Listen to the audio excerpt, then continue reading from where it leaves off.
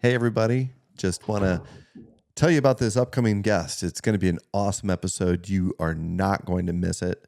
This is one of my very good friends from childhood, elementary school, high school, Sunday school. Her mother taught us. She told me sixth grade. I thought it was a little younger than that, but she's an amazing woman, amazing mother, extremely genuine, extremely authentic, and she helps children with multiple different, areas of need, and she's so passionate about what she does. You can feel her energy, literally feel it during this episode. So stay tuned. Chandra Taramino is our guest, and it's going to be a great episode. You're not going to miss it. So stay tuned. See you soon.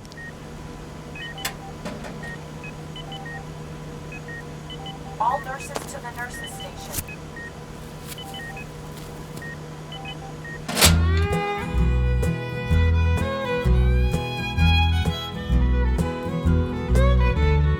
All us country people are real close family. Lately, some of my kinfolk don't get around too good, you see.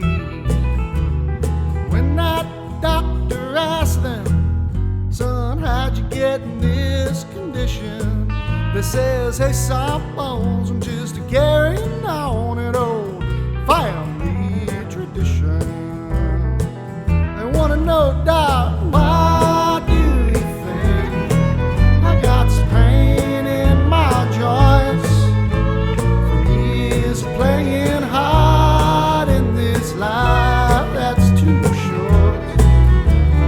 When that doctor asked me, son, how'd you get in this condition? I says, hey, soft bones, I'm just carrying on it old family tradition.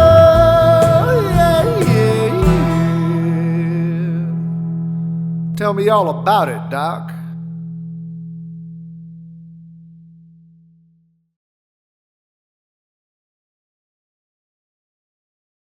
Hey, everybody. Welcome to Hey Sawbones, My Story, My Passion. I'm your host, Dr. Ryan Molly, orthopedic surgeon, entrepreneur, business owner, but most importantly, loving husband and father of three young, busy boys who are probably terrorizing the neighborhood right now as I speak, maybe building a fire in the backyard. But tonight, I'm really looking forward to my guest. This is a very dear friend of mine from way back, high school, the good old days of St. Hippolyte Church in Frenchtown, Pennsylvania.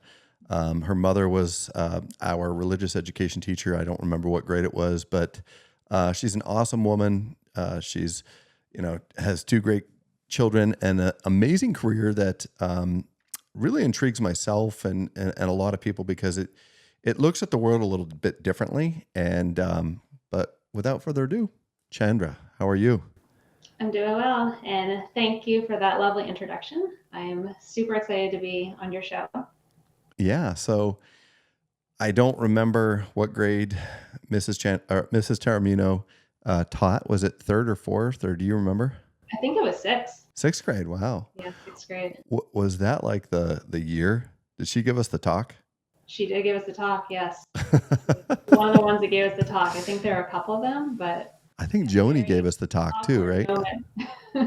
Yeah, your mom giving you the talk in front of a bunch of your friends. But I think my head was just down and but yeah, we've known each other for probably 40 years at least, I would say. At least, yeah, I think way back to first grade. Yeah. But as we always do with the podcast, you've seen a couple episodes. We talked a little bit off air before starting here. It'll be kind of a mutual interview. You'll ask me 3 business questions, 3 personal. We'll switch the tables. But before we do that, our guests, I always like to make sure that they get to know who you are, kind of like from the 30,000 foot view, because we'll dive down into the details when we get into the questions. So who is Chandra?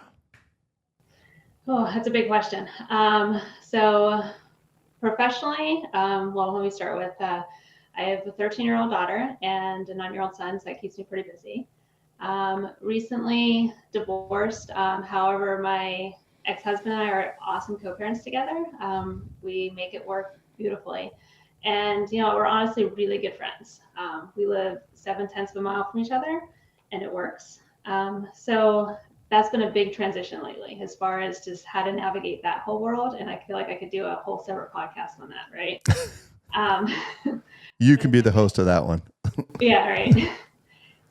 Professionally, I would say, dating back to when I was a kid, I always had, I was played sports and did a lot with my friends, but I always had like a little underlying anxiety myself, right?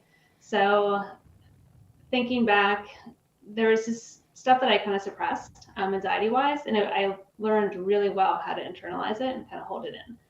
And that I'm telling you because it really set me on the direction for my career now is, helping kids with anxiety and dysregulation and understanding their emotions and how to regulate those, which I'm sure we'll dive more into that.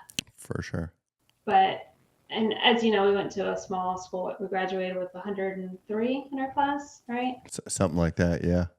Yeah. It was somewhere between So, 100 and 120. I don't know the exact number, but yeah. And we all had great teachers, I feel like very good teachers, but it was at the point when I was graduating, it's like, well, I knew I liked science and I knew I liked helping people. So it's like, well, maybe you should be a nurse.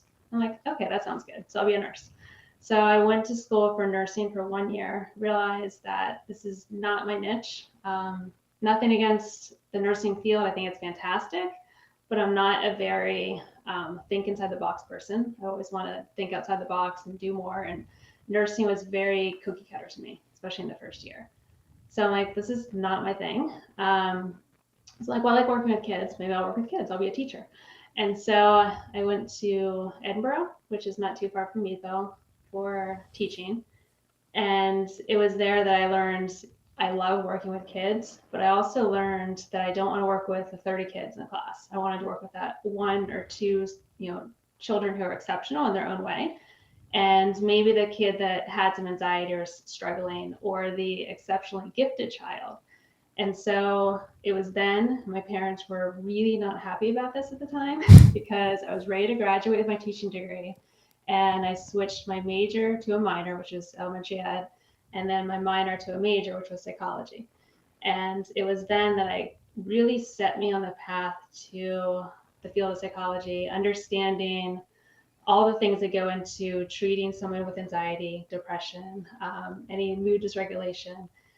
And from there, I realized this is what I'm supposed to do. This was my niche and this was my path.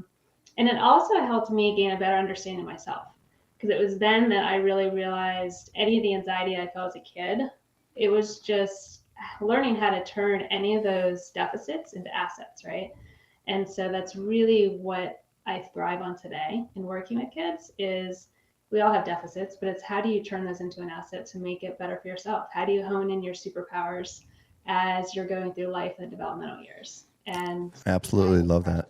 Right. It's like making, I said, I absolutely love that. It's like making lemonade out of the lemons. And I mean, the lemons is a negative connotation, but it's not, right? It's you're unique in your own way.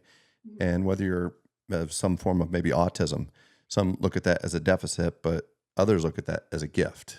And you're unique and you can think differently than I would say the mainstream way that most people think.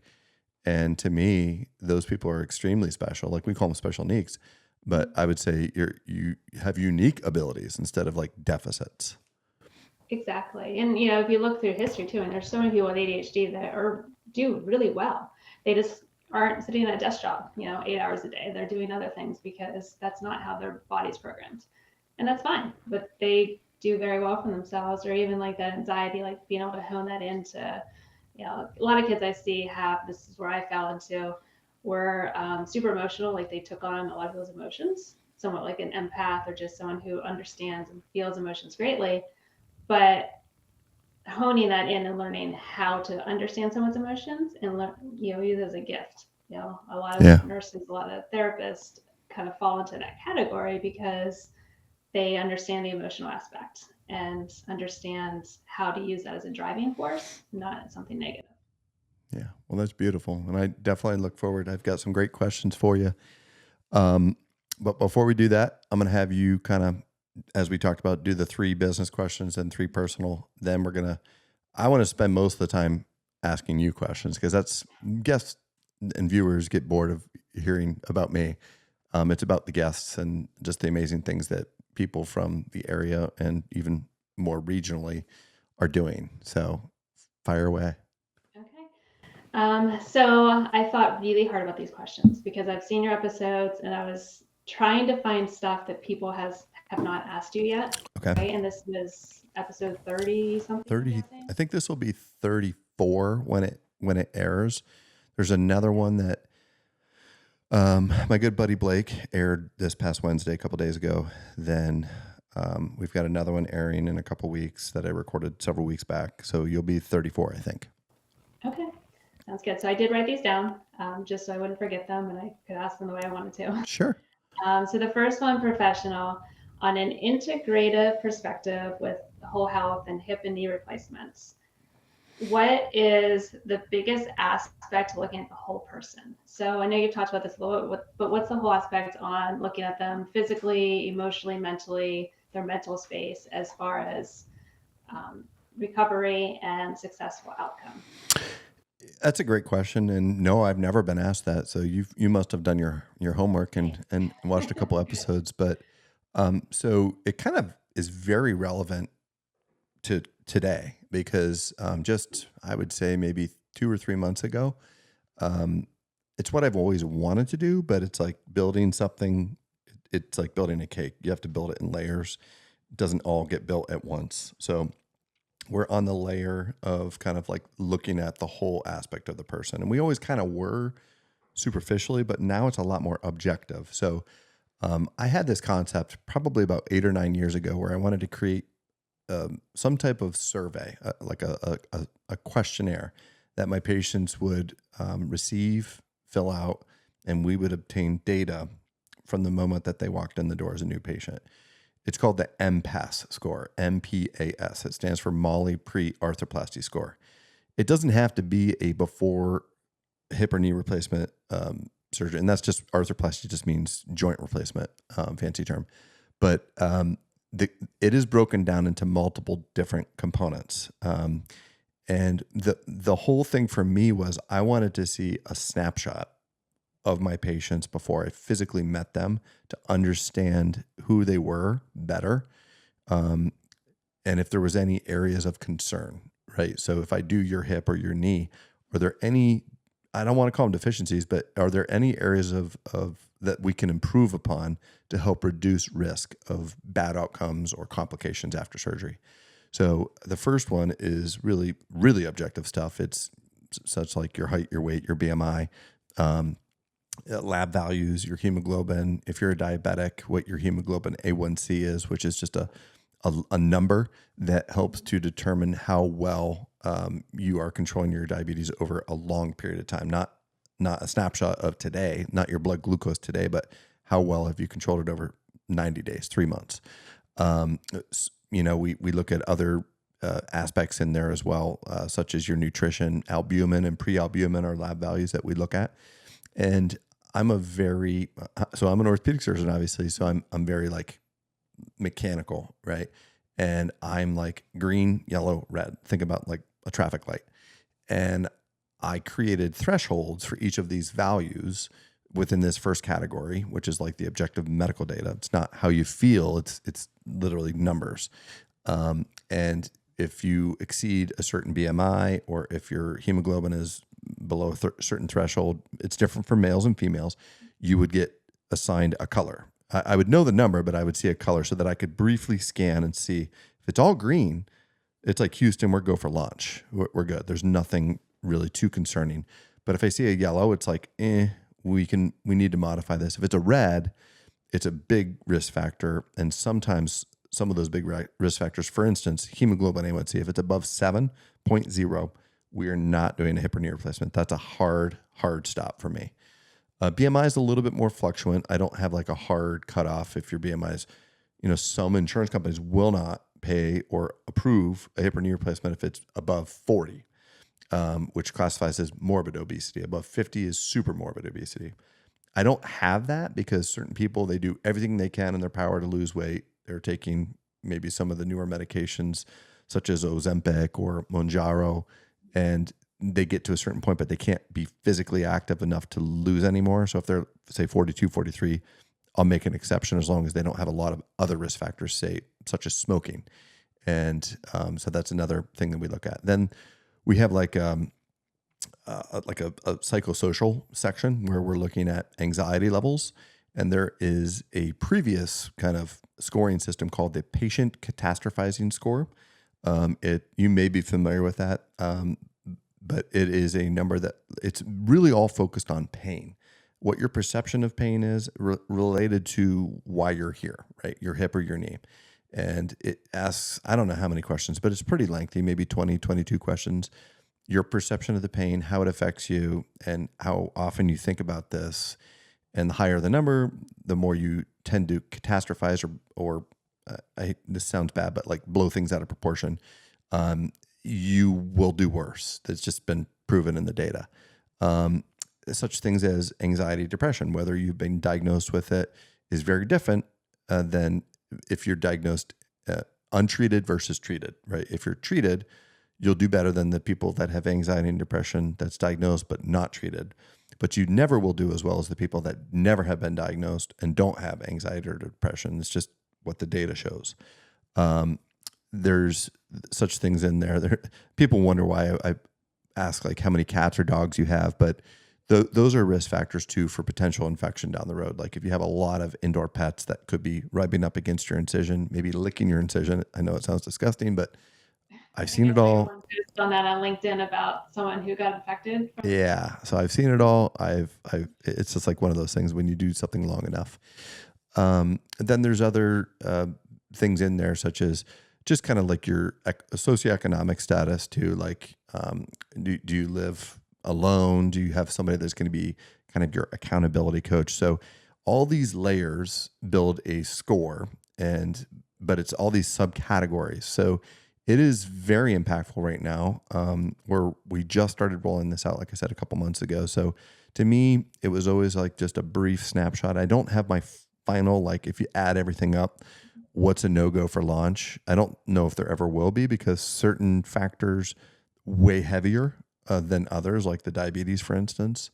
And it's not like we say you're too obese or your diabetes is too out of control or you're a smoker. And that's another hard stop for me, is if you're an active smoker, or I guess nicotine user is the better term there, because there's smokeless tobacco too. So those are hard stops for me. But other than that, it's just like it's a tool that I can use to get a good snapshot of who this person is from a risk factor standpoint. And then myself and my team can hone in on that and help them, not just say, go lose weight, go get your diabetes under control, go do this, go do that. We created a wellness institute to not just identify or diagnose these issues, but to help intervene and offer solutions so that these people can get their hip or knee fixed, but at a optimized state in their health. Yeah, I love that. I love how thorough it is. It's not just the what, right? It's the how. Yeah. So, you have these things. Well, how do you actually put that into action to stop smoking, to lose weight?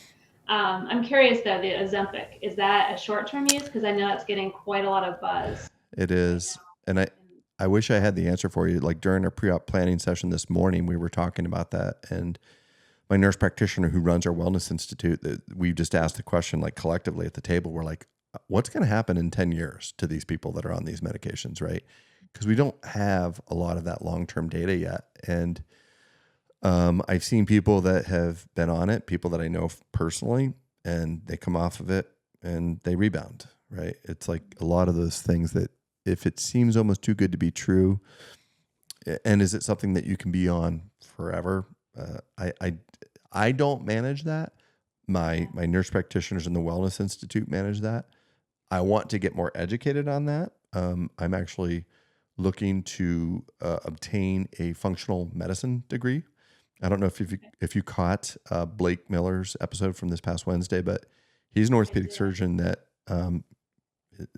he just looks at the world differently, and especially medicine. And he obtained a functional medicine degree about a year and a half ago or so. So I asked him about the program, and I'm going to look at a couple programs. Not that I have all this time on my hands to do this, but it's something that, yeah, Karen was like, what do you I think that's interesting because plan to do that? just read on Ozempic about changing the serotonin and dopamine with anxiety and depression too, longitudinally. And so I find that very intriguing on how that In a good or bad way?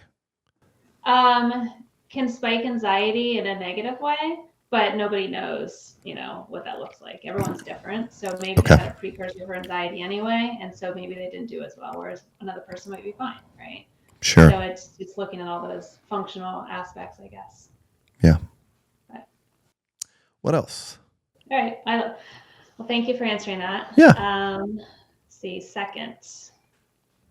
Oh, so this is kind of a fun professional one. Do you ever see yourself actually retiring, or do you think you'll always dabble in some sort of entrepreneurial business aspect? B. Okay. Yeah. I obviously am not going to be able to do like my day job, what I went to school forever for, which is being an orthopedic surgeon, doing high volume hip and knee replacements. It's exhausting. I love what I do. It's extremely physical. A lot of people don't realize that. I think people envision just like sitting there and, taking your time but it's physically taxing. I'm tired and exhausted when I'm done with a day of surgery. I typically do 6, sometimes 7 joint replacements. I mean, it's mentally exhausting, but physically, my neck hurts at the end of every day. I have chronic neck pain. I'm standing on my feet. I don't sit down ever during surgery. Surprisingly, my back doesn't give me too many problems, but a lot of orthopedic surgeons, I'm sure it's going to come. It's more my neck, just because I wear a helmet during the operation and it has weight to it. It's like wearing a football helmet all day for 8 hours straight and bending down to look into a wound. So Yeah, that's a lot. yeah, I've done a lot of things over the past couple of years to try to like improve ergonomics by like positioning the patients differently. Like when I do total knees, I use what's called a hanging leg holder, which I never saw anywhere else for a total knee. I saw it for partial knees. And I said, well, why can't I do that for total knees? Because my neck hurts less, my back hurts less when I do this, and was able to figure out a way to do that. But to answer your question, I don't see myself ever fully retiring. I love problem solving. I love consulting. I love just being active and contributing some way, whether it's healthcare or just entrepreneurial type projects. I think I'll probably do that up until the point that I become insane, demented, whatever it may be. But I'm a firm believer in like lifelong education and contribution to like society, and just like it makes me feel good to be able to help other people. So if I stopped doing that and just started playing golf every day, there'd be a huge gap in just openness that would probably make me just sad and depressed if I did that. So I'll be always doing something. Yeah. Okay. I can see that. What else? You got one more business than the personal stuff. I do. So last business, looking back when you decided to go out on your own and start Whole Health, what is the biggest piece of advice that you would give somebody else who is ready to take that plunge to either start a physician-owned, practitioner-owned, therapist-owned, whatever their thing is? What was the biggest, I think, stepping stone? I would say I would have some questions first. I'd want to know more about their personality. I'd want to know more about their career goals, a little bit more about their personal life to see if it would make sense to do that. And if all those questions pointed to yes, like this is the right person to do this, because it's not right for everybody. There's a lot of people, and I'm just going to use medicine. I'm just going to use orthopedic surgery because that's what I know best. There's a lot of orthopedic surgeons that probably shouldn't start their own practice and be a business owner because, number one, it's maybe not their passion. Two, it's not their strength. They're more of that person that wants to like go in, be a surgeon, and be done with it at 4 or 5 o'clock and shut it off until the next day. The business side of it is much more involved and also exhausting and taxing in and of itself, because we're never taught any of those things. But if I found that the person I thought was the right person to do it, the first thing I would tell them is just do it. I mean, the old Nike adage, literally. You're going to be scared. You're going to think you can't do it. You're probably going to suffer from a little self-inflicted imposter syndrome where you don't think you're good enough, you don't think you're smart enough, you don't think you're capable enough. And I would say you just need to like get the courage. And if you ever need a pep talk, just call me because I'm hugely, hugely supportive of private practice. I mean, I have a podcast that's dedicated just to that. But, and then I would just say, like, find a core group of people, a team that you can build this with, right? When I first started it, I knew I needed people, but I had a very small circle. My circle was one, it was me. And I did everything that I could. I did all the marketing myself. I did all this myself. I did this. I did all the hiring. I did all the firing. It was exhaust. Now it was my baby. So I think I kind of needed to do that for at least a period of time to really fully understand what it meant to be a business owner. Because again, we're not taught that in medical school. I never took any business classes whatsoever. So I wasn't great at it when I first started it, but I knew what I wanted. I had a vision of what I wanted the company to look like, how I wanted my employees to feel and function, and more importantly, how I wanted my patients or as their customers. I mean, they really are, how they perceive it and how they feel when they're there. But I learned early that I needed a team of people behind me to help me with that, right? You know, I was like, I'm going to do it all in-house. I'm going to do billing in-house. I'm going to do this. Don't feel like you have to do everything. Like, know what you do well, focus on that, and hire people that can help you in areas that you're not necessarily strong. Like, I have a fantastic business manager that he's not the greatest people person. Sean's going to be listening to this. He knows that. He can't stand dealing with people, but he's an accountant by trade. So he's very, very good with numbers, and he balances my books and does all that, right? He's the numbers guy. I have my Travis, my co-host for Red Carpet. He's my people person. Now, he's not formally like an employee of Whole Health, but he's a consultant, and I pay him to deal with the people, the staff. Then I have, people to deal with the patients, and Allison Parplasha, she's my leadership coach for me personally, but she's also my leadership and life coach for the practice. And she helps with my leadership team. That she actually started my leadership team a couple years ago. So I would just say, like, don't try to do it all on your own. Be very, very involved with everything from the get-go. Keep your finger on the pulse, but be willing to, step aside to let people that are better at certain things kind of spread their wings. And I like that. And I think as you get busier too, I think I'm finding that now is I'm ready to like hire people to do the stuff I don't like to do, like the finances and the number stuff and the taxing and all the things. Yeah. I mean, because as the business grows, it gets more complicated, right? I mean, I have 30 some employees. So figuring out, their retirement plans and their 401k, all that stuff, their profit sharing, like, I don't have time to do that. And my brain doesn't work like that. That's not my forte. Yeah, and I think you had a good point too about the business aspect. And physicians aren't taught that in med school, right? Just like in psychology, I had never had a business class at all. And a lot of people go out and branch off and do their own thing, but nobody has any business sense. So you're also trying to learn all the businessy stuff and do a crash course yourself on whatever you can find. It's tricky. I never thought I would like business. I mean, Jared Oaks.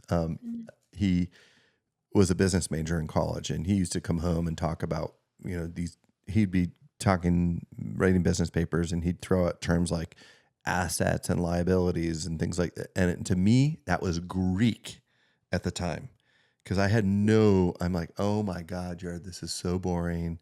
I'm never going to need to know this. I'm going to need to know anatomy. I'm going to need to know physiology, maybe a little bit of chemistry and pharmacology, but I need to know, and some mechanics stuff, but like, I'm never going to need to know this stuff. And then all of a sudden I needed to know it. And I've actually really, really, really enjoyed it. Like, I like the business stuff almost as much as I like the technical medical stuff now, because it challenges me to a different level.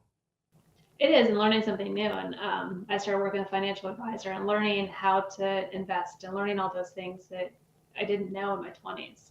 And now in my 40s, I'm like, And like, I feel like kids need to know that too. Oh, Like, if there's a way to for teach sure.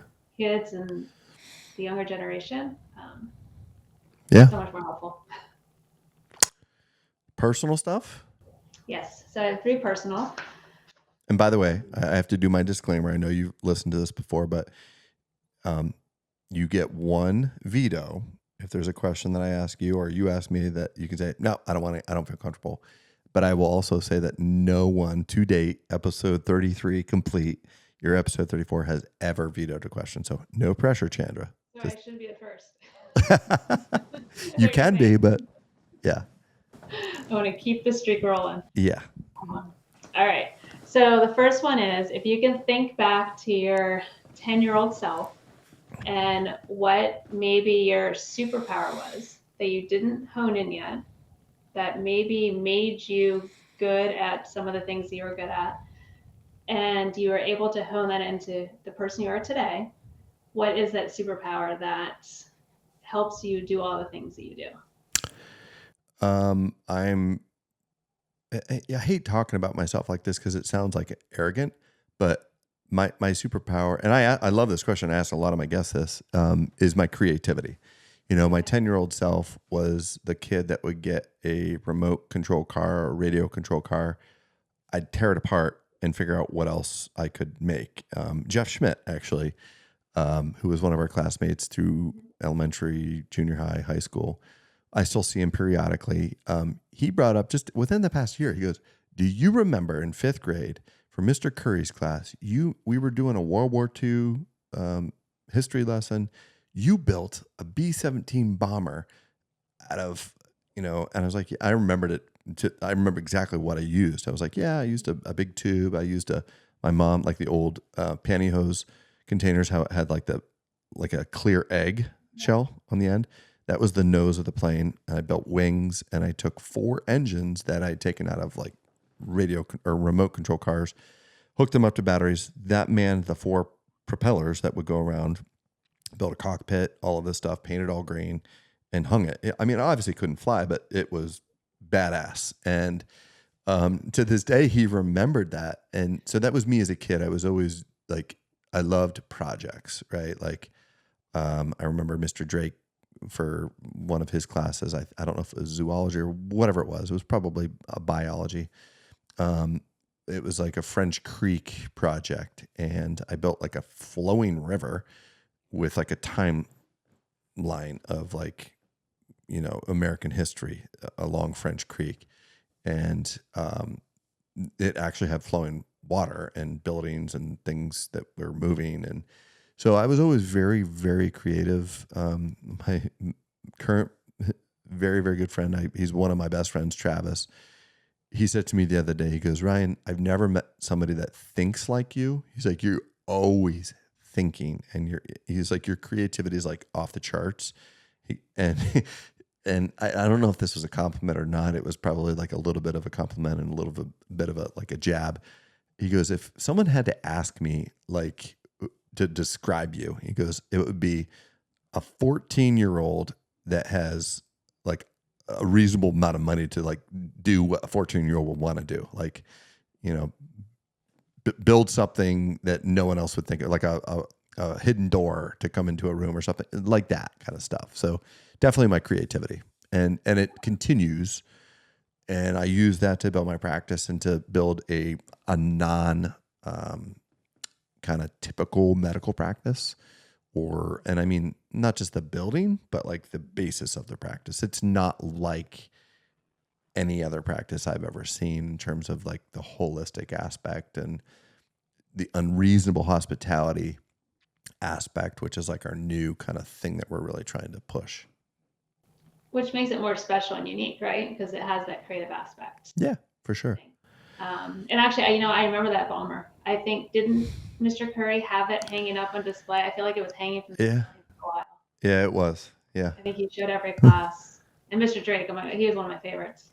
He's awesome. I think he's still there, isn't he? Didn't he? I think he just got the Teacher of the Year award.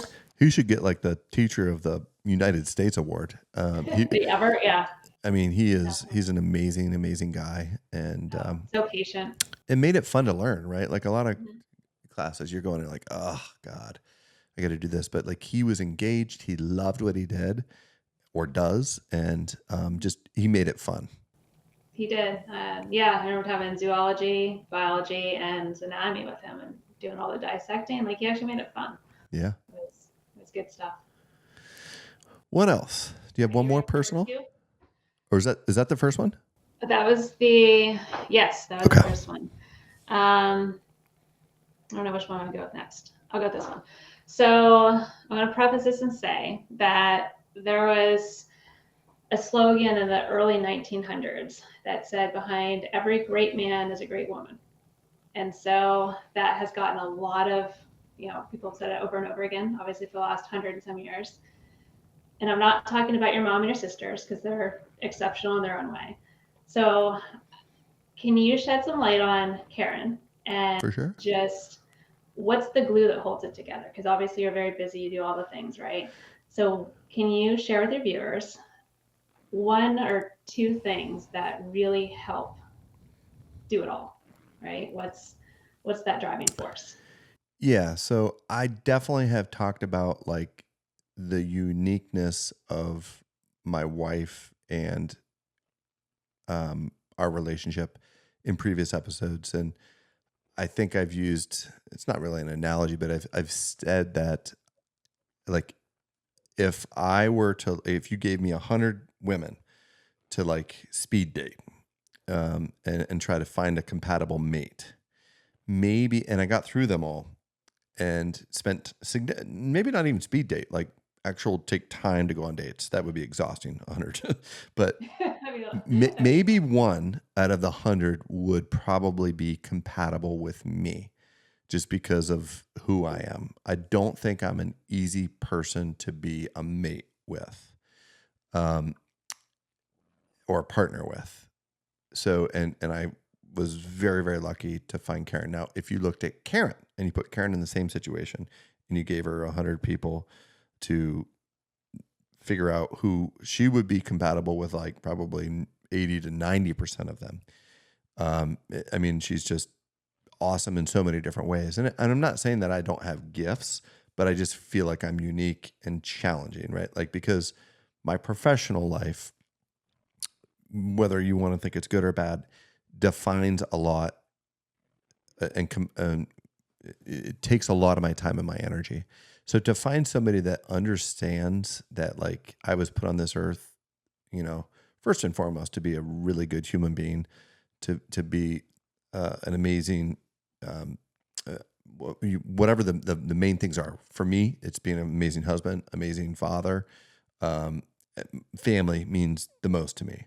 But professionally, that is right there. That's the next thing that's on my like ladder rung of reasons I'm here on planet Earth. And a lot of people, their job is just to collect a paycheck to feed their family. I don't want to make it sound like my profession is more important than my family, but it occupies a tremendous amount of my time and my energy. So my battery oftentimes is depleted when I come home, and she understands that. And she has the ability to kind of like keep the house, get the boys to and from school and events. And I do everything I can. I mean, I coach a lot of my boys in activities, but she also has this unique ability to ground me and humble me and allow me to like see things from others' perspectives. Because and this I think is very common amongst physicians and probably even more common amongst surgeons, is our training is very, very militant. And it's like going to basic training, right? You're doing your residency, your fellowship, and it's just exhausting.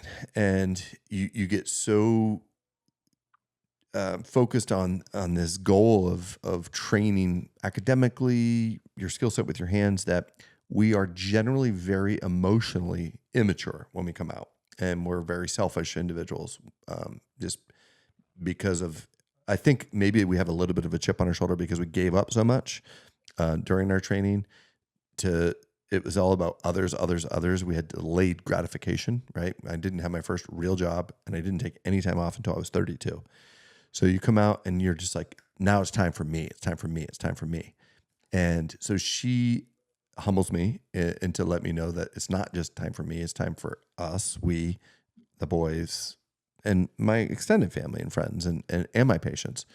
But she also, like, I'll be like, oh, this person did this. I take a lot of things personally, and she'll have the ability to allow me to look at it through a different lens that I generally wouldn't have had the capacity to look at through prior to meeting her. And to this day, she gets that from her mother, who, by the way, they'll be here soon. I'm super excited to see Jim and Mary, and Mary is one of my faithful viewers too. So, but Mary, my mother-in-law, always had the ability to like be the devil's advocate, and Karen got that from her for sure.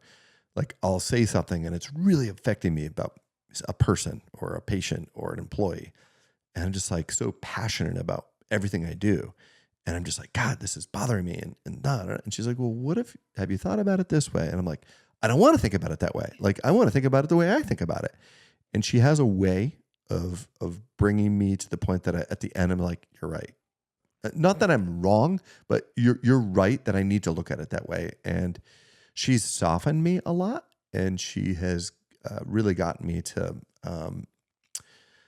just think before I act, right? Like, I'm probably a very impulsive person, like from just nature, and just, I think surgeons are generally.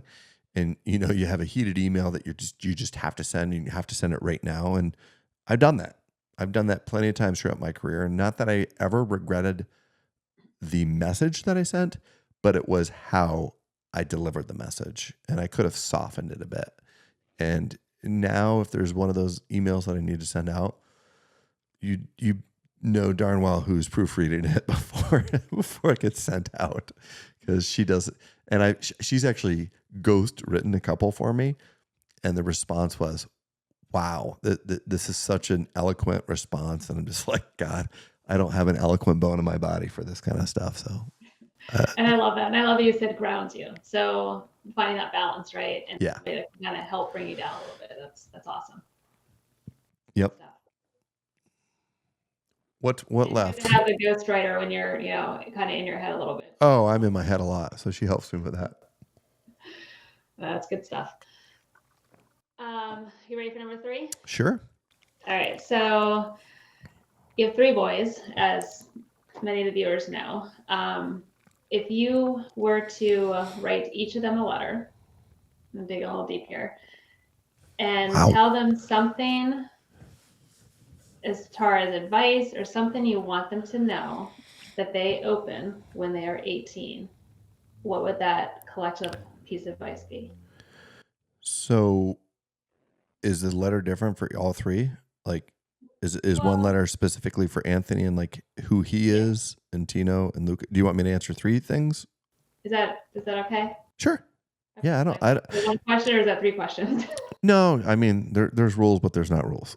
So you can do whatever you want. And I'm going to ask you more than 6 questions too. So, Fair enough. And I'll try to keep it brief. But so Anthony, I would say, and this isn't a dig, because we all have our, as we talked about earlier, strengths, weaknesses, and unique abilities or gifts. I would say he's probably a lot like me in certain ways, where he's very impulsive, and he can be very emotional, more than me with certain things. So I would say it was part of a quote I put today on LinkedIn. And although John Wooden was who I referenced, the first time I heard it was actually Justin Verlander, who still is pitching in the major leagues. But at the time that I heard it, he was pitching for the Detroit Tigers. And the way that John Wooden wrote it was, life is full of peaks and valleys. Don't let the peaks get too high. Don't let the valleys get too low. The way that Justin Verlander wrote it is, life is full of highs and lows. Don't let the highs get too high, and don't let the lows get too low. Like, if you had a perfect game that you pitched, celebrate it, be happy with it, take pride in that, but don't let it take your ego over the moon. And if you have a really bad game, or you struggle with, you had a bad grade on a test, or something bad, like, things come in waves. Like, I mean, that's the analogy, right? The peaks and the valleys are waves. Don't think that life's over when you're in the trough of the wave or the valley. And don't think that life is just going to continue to get better and better. Like steady Eddie, right? And just try to approach life with a calm, composed mind and heart, and know that you're loved by your mom, your dad, and your friends and your family, and just try to keep even, right? And yeah, you can get excited, but just don't beat yourself up too much when things don't go your way. For Santino, I mean, a lot of these things are probably the same for all three, but like that, I think is like very unique for Anthony, because that's like something that I think he would really benefit from, that message. Tino. So Santino is a very emotional person as well. He's a very sensitive person. He thinks like everyone's out to get him, and it's a personal attack. And again, I see so much of myself in each of them with different things.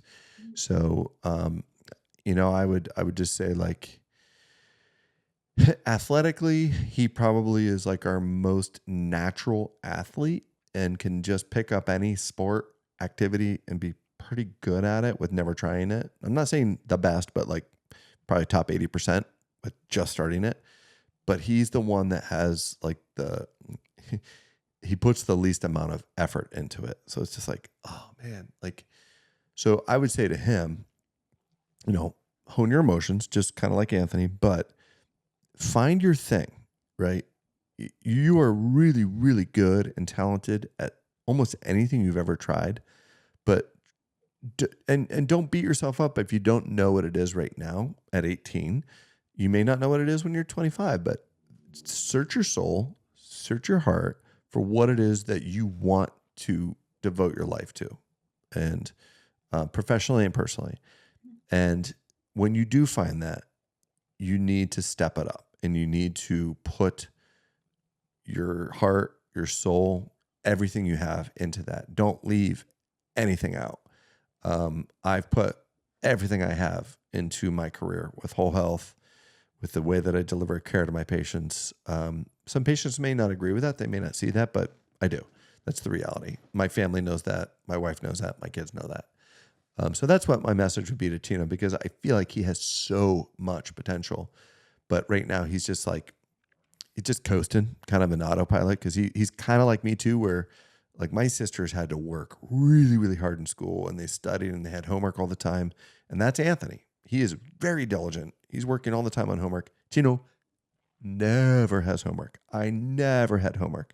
Homeroom was when I did homework, and I was lucky enough to be able to do that. I mean, obviously, as time went and you go to college, it's a little bit more difficult. You go to med school, it's a lot more difficult. Then you go to residency, it's even more difficult. So find what you have and become passionate about it. For Luca, our youngest, has swag, unbelievable swag. Like, he's just funny, the things he says. And I think all three are going to be very, very successful at whatever they choose to do. And I don't want to like let time pass me by. I want to enjoy every moment, but like, it would just be very curious to just be able to have a glimpse into the future to see, like, what is Anthony going to do and be someday? What is Tino going to do and be? And Luca, what is he going to do and be someday? But Luca, and they all have their little tempers too, but I would say like his weak point is like, he is a lot like me in terms of wanting to be a perfectionist.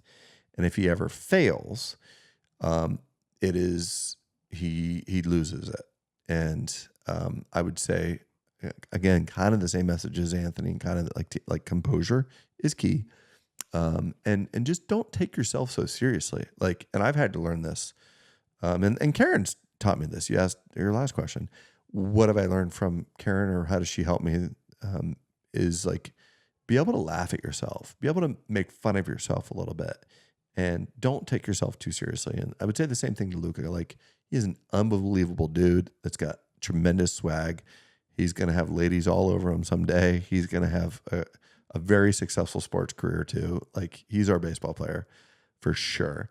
And, but the temper has got to go. And I think the way to do that is just not by taking yourself so seriously. Like, it's okay to drop a ball. It's okay to miss a question on a test. It's okay. Like, you're not supposed to be perfect. You're a work in progress. Failure was always, and still to this day is, my biggest fear. Disappointing others is part of that for me. And I think that has been like my weak point. I'm, I guess, old enough, wise enough to be able to like admit that now. And I would just say, like, if I could help him earlier than waiting until he's 40 to realize you don't have to be perfect. Do the best you can and have a good attitude, and the rest will take care of itself. Yeah, I love that. That's great advice.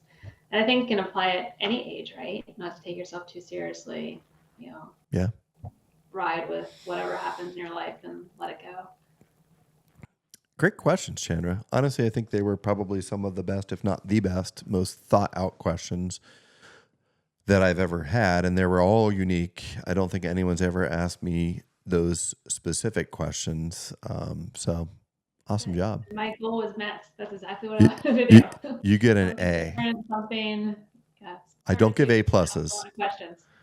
I don't give A pluses to myself, to anyone. So everyone always asks me, like, I told a lady the other day, I was like, you got like one of the best knees I've ever done. And if I had to give myself a grade 0 to 10, you got like a 9.5. And she's like, not a 10? I was like, I'll never give myself a 10. Like, that is like the golden goose type of thing. I'll never get that. I'm striving for that my entire career. I'll never give myself that, but you got an A. So all right. Thank you. Strong work. So you ready to turn the tables? I am ready. Shoot. And before I do that, I'm drinking a Barolo. What did you say you were drinking? I am drinking a Basil Hayden and ginger ale with 2 cherries. Basil Hayden. Your son's name is Hayden. It is. So Basil Hayden's my favorite whiskey, and anytime I order a whiskey out, he's like, "Don't drink me." Like, I'm not going to drink you. Nice. So, but yes, it's nice and refreshing. It's a good Friday drink after all the things this week. Nice. So, you ready for the tables to be turned here? I'm ready.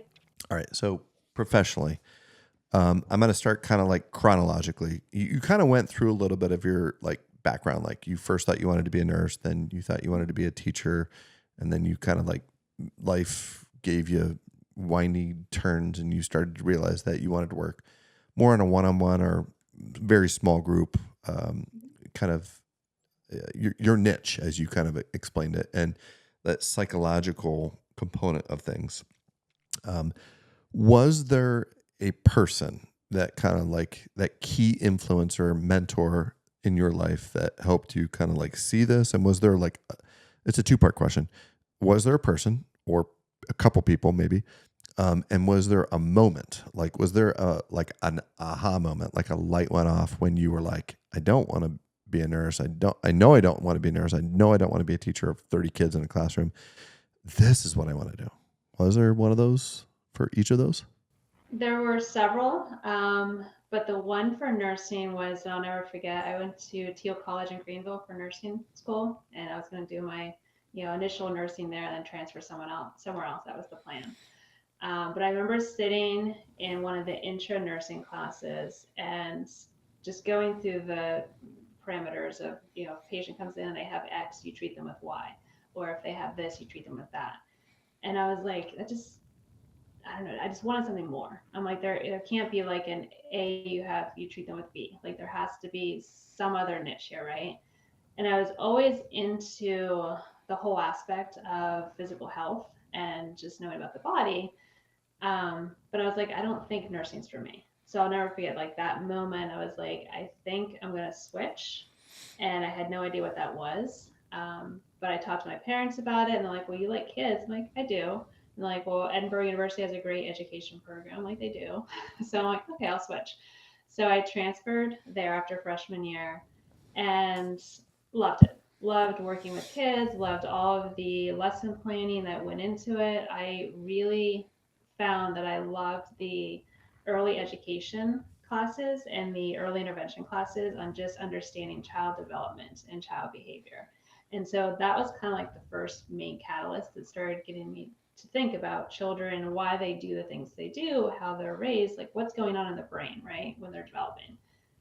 And then I'll never forget, I was doing my student teaching and ready to graduate. I mean, I had, a semester or two left of undergrad for LEd. And it was about the time that No Child Left Behind came into effect. And I was like, there's just something I just didn't love about it, right? And when I was working with these kids, I wanted to work with that. And I remember in the classroom, there was this one girl that was having some emotional regulation issues. And I was like, I feel like she needs something more.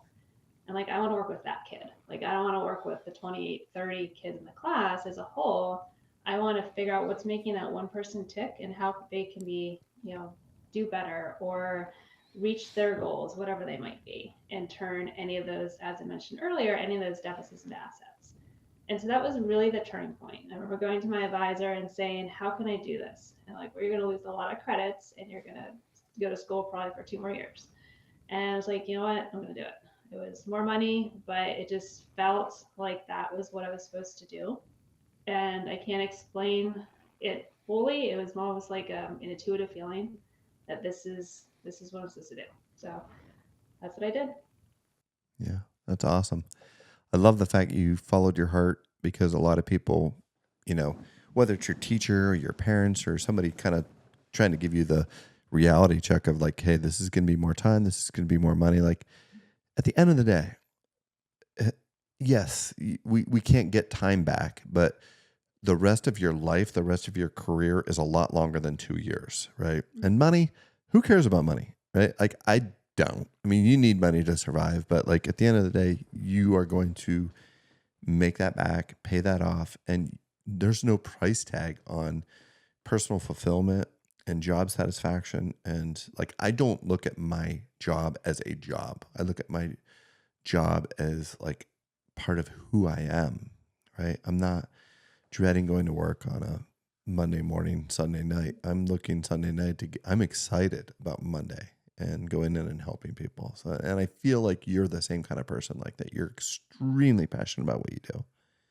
Yeah, and that's a great takeaway. I mean, I was in my 20s, and yes, I was looking at the dollar signs, looking at the time wasted, looking at my friends who are already graduate, undergrad, and going on to graduate school, and I'm like, oh, I should be doing like all the shoulda, woulda, couldas, right? And but in the end of the day, in the whole scheme of a lifetime, there's no regrets, right? Love it. So, second business question: you have your own business, right? Mindful Adaptations. I follow you on LinkedIn. Can you just briefly? This is again a little bit of a two-parter. So when you kind of host the podcast, you can make all the rules in the world. So 6 questions just went out the window. But can you explain to our viewers what Mindful Adaptations is, kind of what your vision was for that, and I'm going to leave that next question because I think it's tied to this, but it's a little deeper.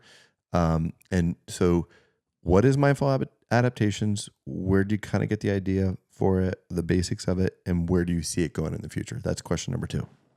Okay. So Mindful Adaptations, I was just to preface and say I took 9 years off from my career to stay home with the kids. Was a therapist previously, and in that 9 years, loved being home with the kids, but I always knew that wasn't the end, right? There was something else I was going to do, just didn't know what that was. So in 2020, about right before COVID hit, is when I got my business license, and I had this idea to brand myself more as a coach than a therapist, so I could cross state lines and do Zooms. And it really initially started because I saw a lot of my colleagues or past colleagues and friends that they had wait lists for kids to be seen that had anxiety or depression or whatever's going on. So I was like, if I start this coaching business, I can see them in interim until they can be seen, and properly assessed and diagnosed and seen by a psychologist or a psychiatrist if need be. But then one thing kind of trickled into the next where, I started seeing clients on Zooms across state lines.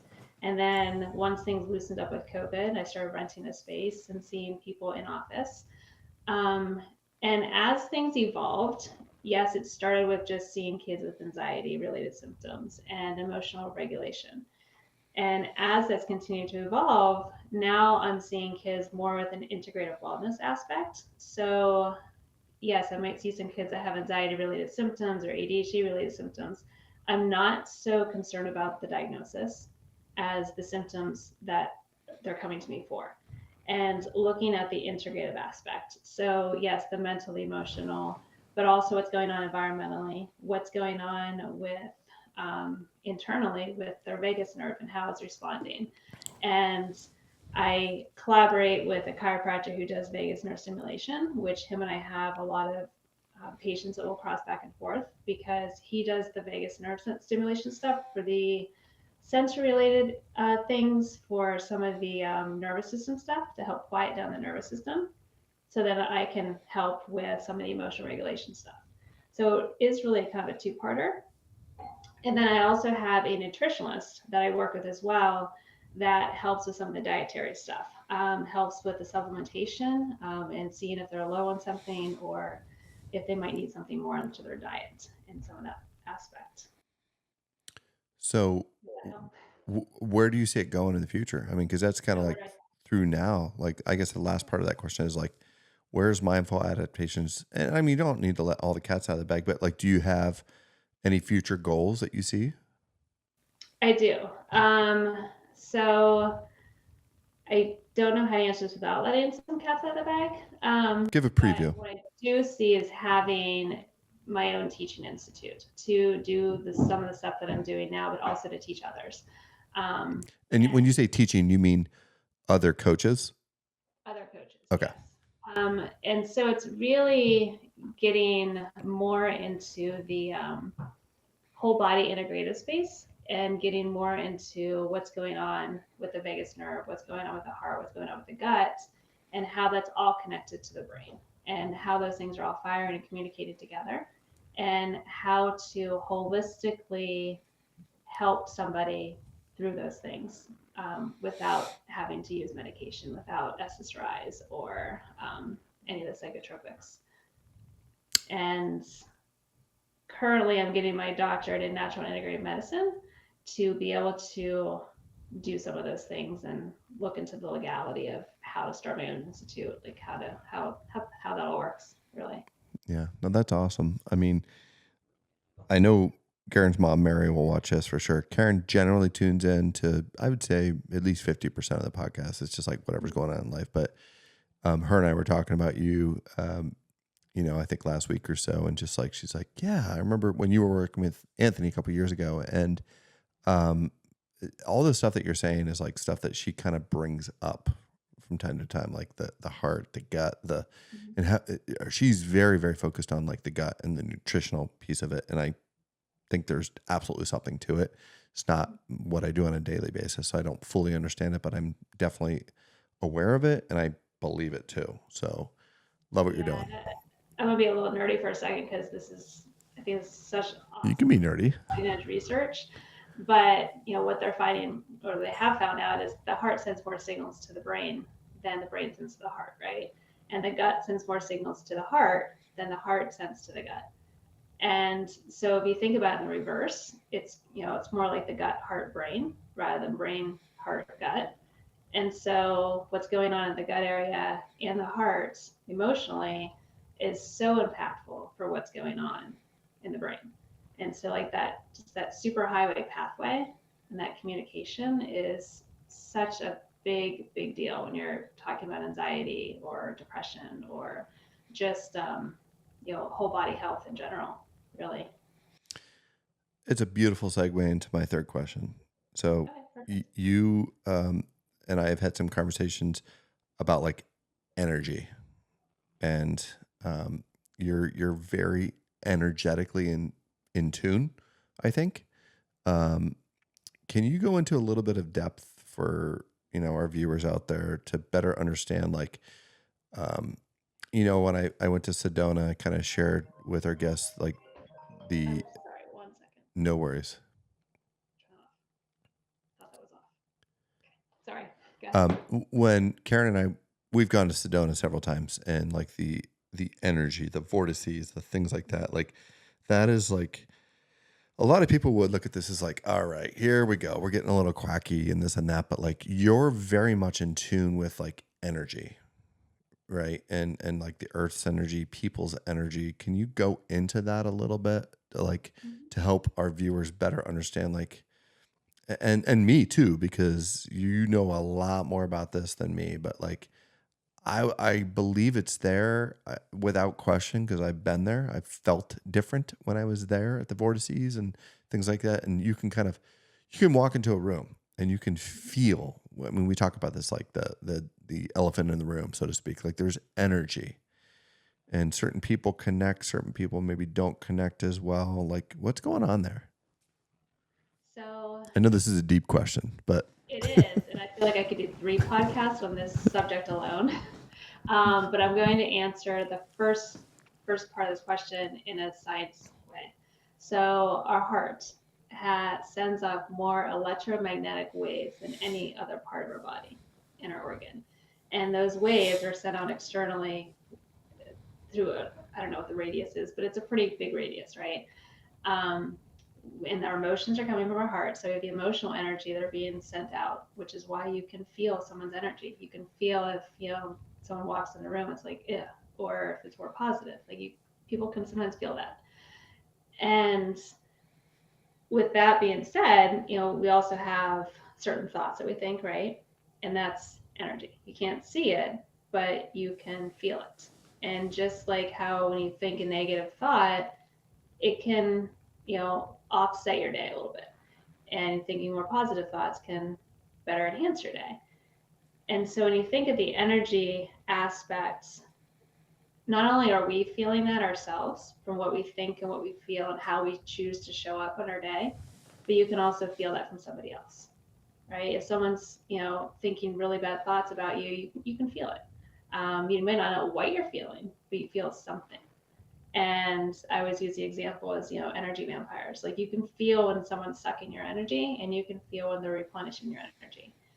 And to know that difference is to really be in tune with how your body feels. And to dig a little deeper, if they've proven that looking at our cells in our microscopes, they vibrate, right? Every one of our cells vibrates at a different speed. And those vibrations can help us or they can deplete us. So not to go too deep here, but they've actually done studies on the highest vibrational frequencies for emotions. And the highest frequency, do you know what it is? anxiety, No, is it a positive thing? it's a positive one.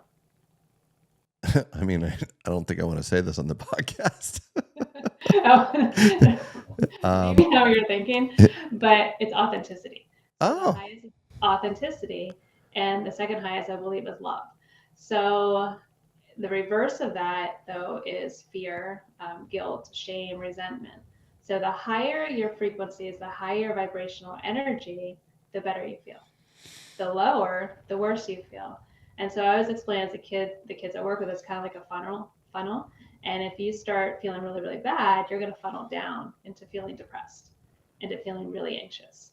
If you turn that around and go up higher and raise your vibrations, you're going to feel awesome. Like you're going to feel, more in tune with yourself. You're going to feel more authentic with yourself. And so it's really helping with that energy. So when you use the example of Sedona's the same way. Like there's energy vortices that are basically, because of the stones in Sedona and the way that they are charged or whatever from the sun. Like I don't know in depth like how that all works, but you can feel it, right? For sure. And you can definitely get a sense for it. So in terms of the emotional aspect, it's how you choose to feel, how you channel those positive thoughts, and what energy you put out into the world. That's a beautiful description. I mean, from my Sedona experience, I've used these terms before and I've never thought about it like that. But like I was always like, this is my happy place. Like, I feel like I can go there, unplug, and it recharges my batteries that are depleted. And so there's probably some like actual scientific evidence behind that, showing that when I'm there, there is some physical change that's occurring from energy, the vortices, my vibrational frequencies, where I'm leaving there vibrating at a much higher frequency, I guess, than Yeah, when I absolutely. And I arrived. think, yeah, and there's books on that very subject. I think it is energetically aligned, and I know exactly what you're talking about, having been there as well. And I have a picture of my daughter. Actually, she was 12 at the time, and we had just hiked, and she was just taking a moment, and you could just like feel that she was just like kind of honed in and just calm, Yeah. just there, just present. And I felt the same thing, and I know my son felt the same thing. It's a pretty powerful place. Anthony But I think we're definitely always mentioned that to me. We went to one of the vortices by the airport there in okay. Sedona, and he was just like, I feel different here. And he's just like, it just feels good. And I was just like, amen, brother. That's why we've been there 3 years in a row for Easter, and we're going to continue doing that until we're not able to do that. Yeah, and I think that's awesome stuff. And I think people can always feel it, but they might not always know what they feel. And kids are really good at feeling it before they get super cognitive, right? Before the age of like 9, they're more in tune with their emotions. And where some kids can seem like they have big erratic emotions, it might be because they feel them greatly. They just don't know Mm. how to understand them. And it comes off a lot nearer kids as opposition or anxiety or conduct disorder, because they don't know how to handle those emotions. Sure. So it makes them a little angry, right? Yeah. Oh, that's awesome. So I think that's my third business question, correct? Or like my sixth business question. I think So that was actually the sixth one, but yeah. okay, so personal stuff. So you kind of asked me one of my favorite questions, which was along the lines of kind of like superpower. What is the Chandra superpower that you have had your entire life? Obviously, like and where do you think you got it? Was it from mom? Was it from dad? Was it a combination? Was it from one of your grandparents? Like, and how does that affect you as a mom and as a professional? It's a good question. I think, as I mentioned earlier, is the empathic one. Being extremely empathic to other people's emotions growing up, and I didn't understand it as a kid.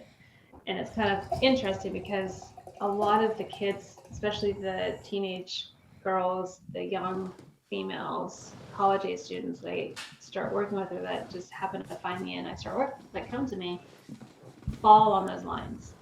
And so I feel like I can relate to that pretty well.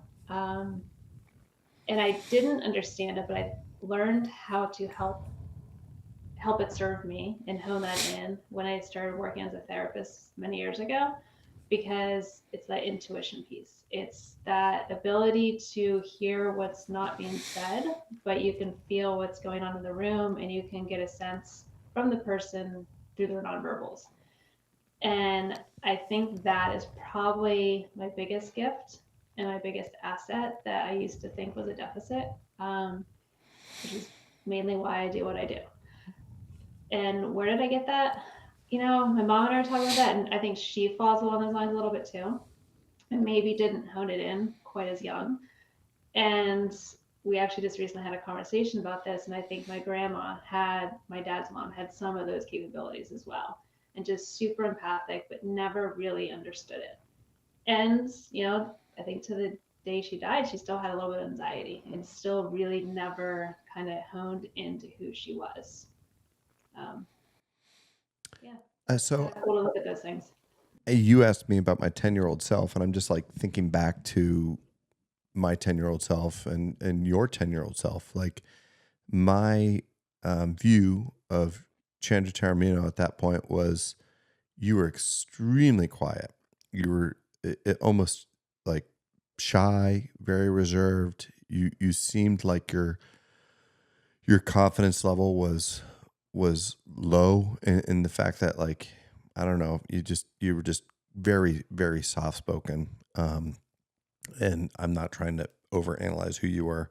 Um, what and you've kind of explained it by some of the things that you just mentioned, but if you look at who you were then and who you've become and what allowed you to kind of like change from, you've explained it more as like an anxiety, right? I've looked at it more as like a shy. And anytime that someone's shy, you don't just assume that maybe they're just not as confident with themselves.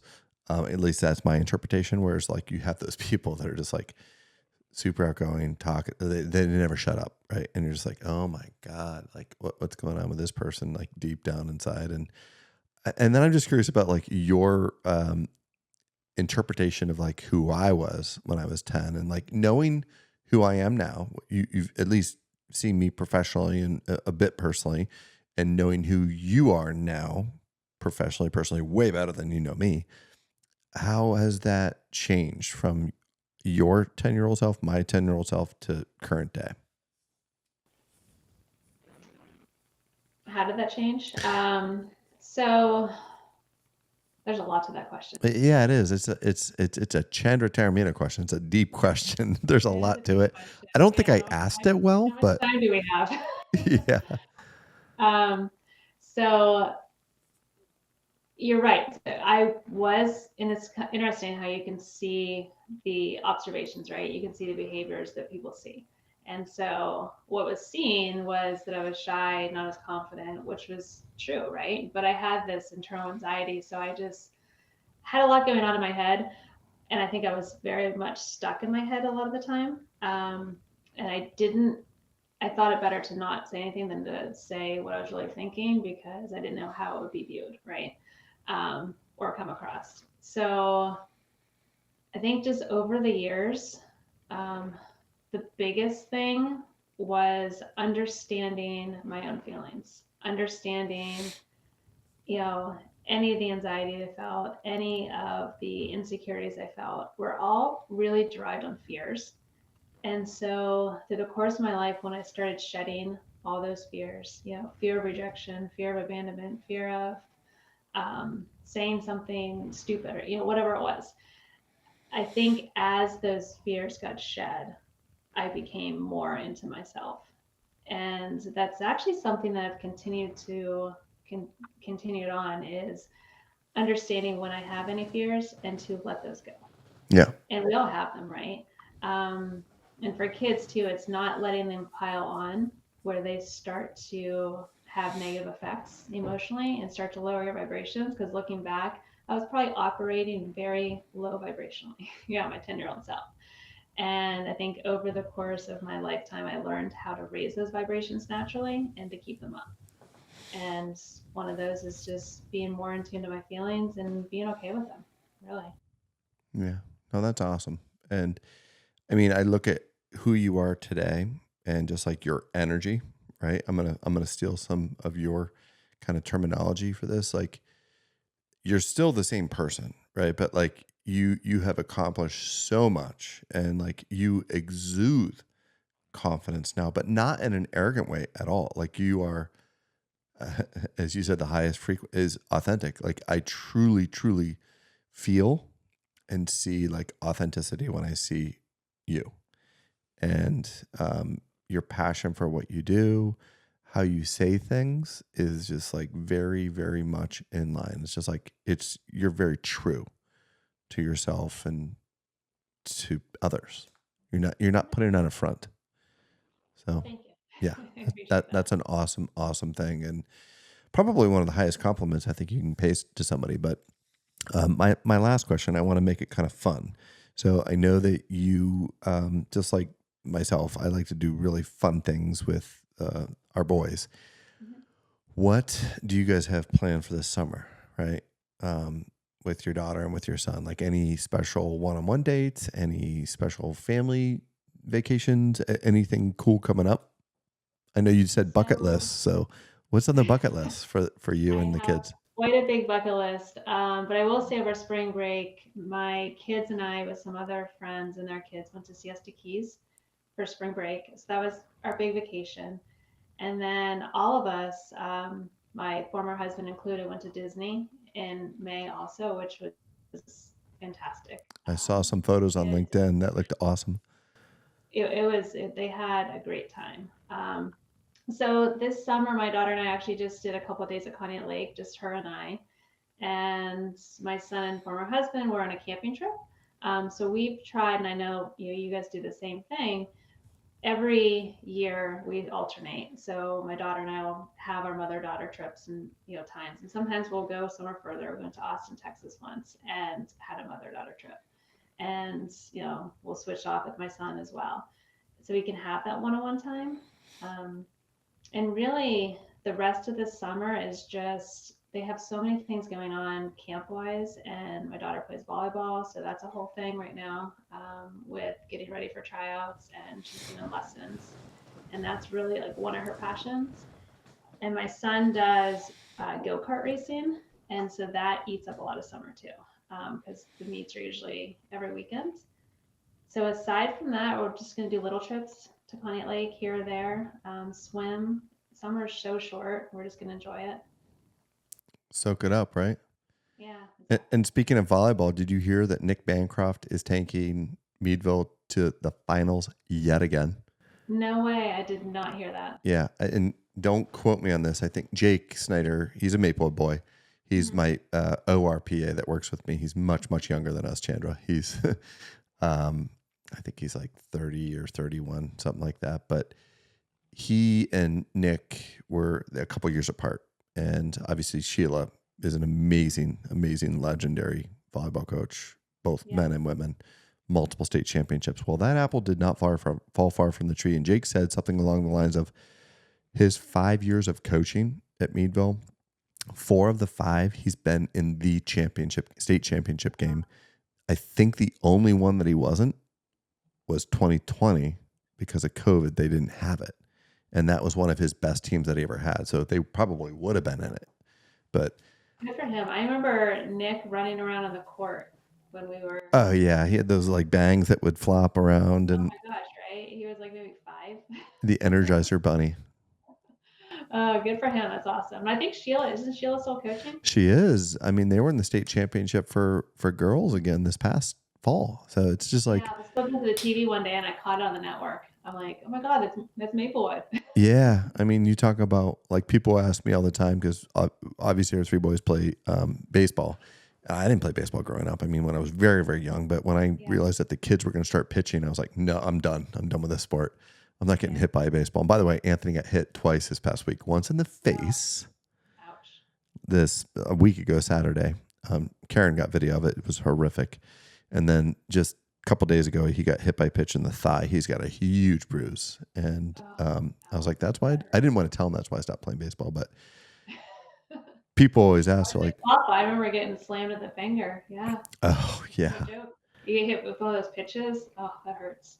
Yeah. But people will ask me, they're like, men's volleyball. Like, we didn't have that sport. I said, at Maplewood, you actually, for men's, like, you played baseball if you couldn't make the volleyball team because they're both spring sports. But so Maplewood, I mean, I'm always pretty intentional with stuff, right? So I had to wear the Jordan 1 clothes. These are the taxis, black and gold, Maplewood colors, but you're a Pittsburgh girl now too. So I had to wear my Ben Roethlisberger jersey to kind of support you and where you live and what you do. But so what do you got shoe wise? What are you wearing?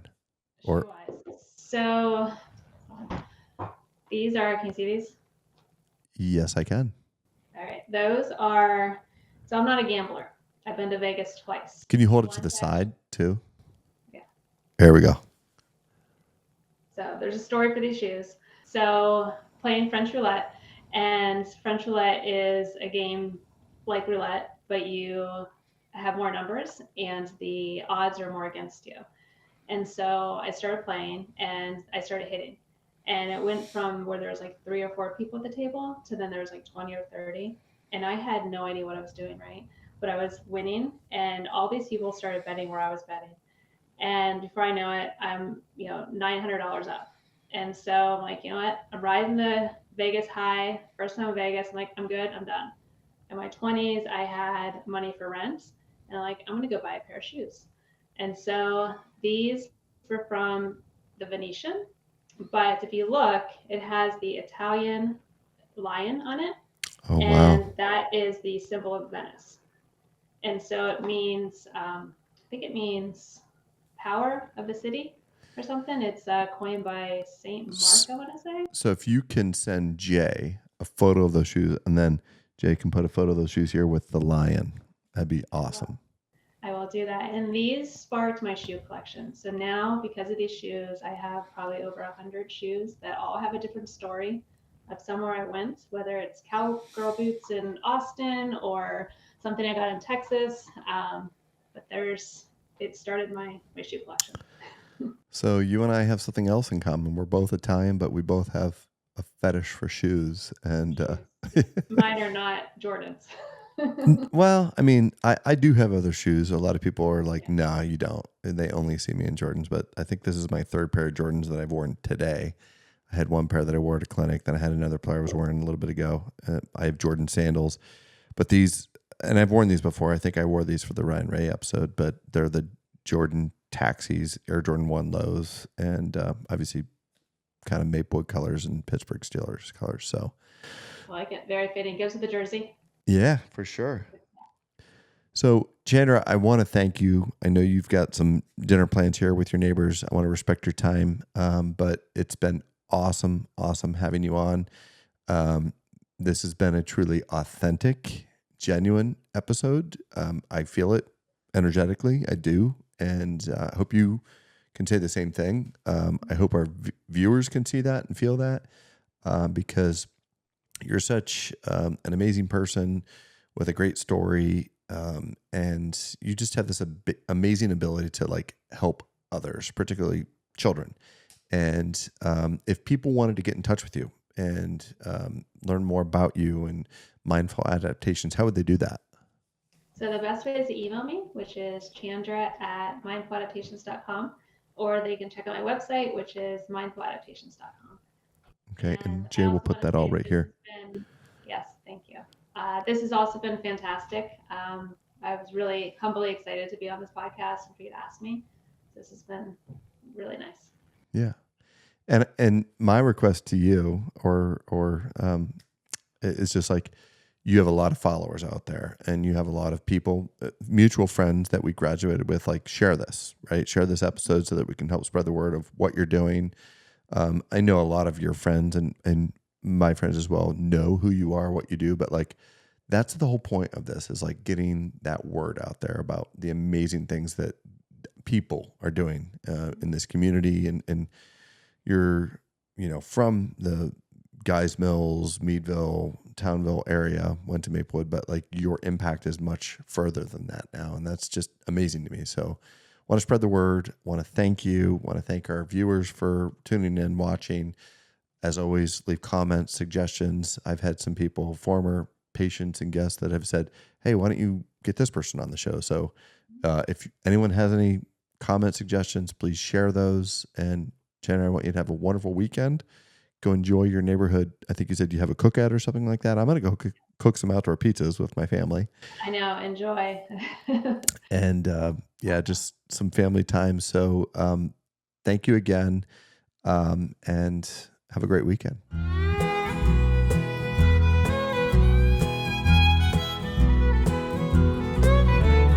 I have loved some fishing in the outdoors where I'm free. It's where I spent my time before I hurt my hip and my knee. When that doctor asked me, son, how'd you get in this condition? I says, they soft bones, I'm just carrying on an old family tradition. I wanna know, Doc, why do you think I got some pain in my joints from years of playing hard in this life that's too short? When that doctor asked me, son, how'd you get in this condition? I